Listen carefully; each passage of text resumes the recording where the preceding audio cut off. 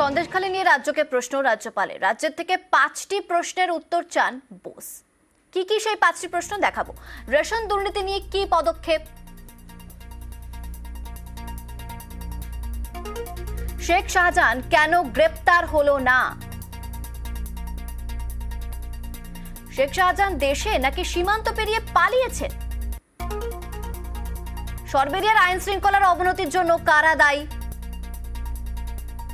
যেসব পুলিশ কর্মী তাদের দায়িত্ব পালনে ব্যর্থ সেই সব অফিসারের কি শাস্তি দেওয়া হবে, জবাব তলব রাজ্যপালের। আর রাজ্যপালের এই জবাব তলব নিয়ে ইতিমধ্যে শুরু হয়ে গেছে রাজনৈতিক চর্চা।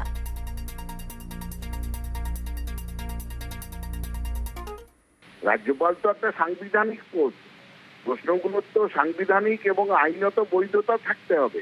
শেখ শাহজাহানকে কেন গ্রেপ্তার হয়নি এটা তাহলে রাজ্যপাল বলে দিন যে ওনার এগেনস্টে ইডি বা সিবিআই বা পুলিশ বা কোথাও গ্রেপ্তারির কোন ধারা আছে, কোন ধারা আছে বলতে পারবেন রাজ্যপাল?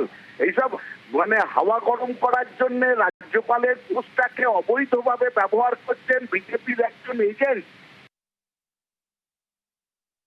শাহজাহান বিডিওকে মেরে সন্দেশখালী এবং হিঙ্গলগঞ্জের কত তৃণমূল কর্মী এবং তৃণমূলের নির্বাচিত জনপ্রতিনিধি শাহজাহানের কারণে ঘরছাড়া আছে। সিদ্দিকুল্লাহ চৌধুরীর গাড়ি ভাঙচুর হয়েছে, কি ব্যবস্থা নিয়েছে পুলিশ শাহজাহানকে ভয় পায়, এসপি শাহজাহানকে ভয় পায়, পুলিশ প্রোটেকশন দিয়ে শাহজাহানকে রেখে দিয়েছে। শাহজাহান কোনো সীমান্ত টিমান্ত পেরোয়নি।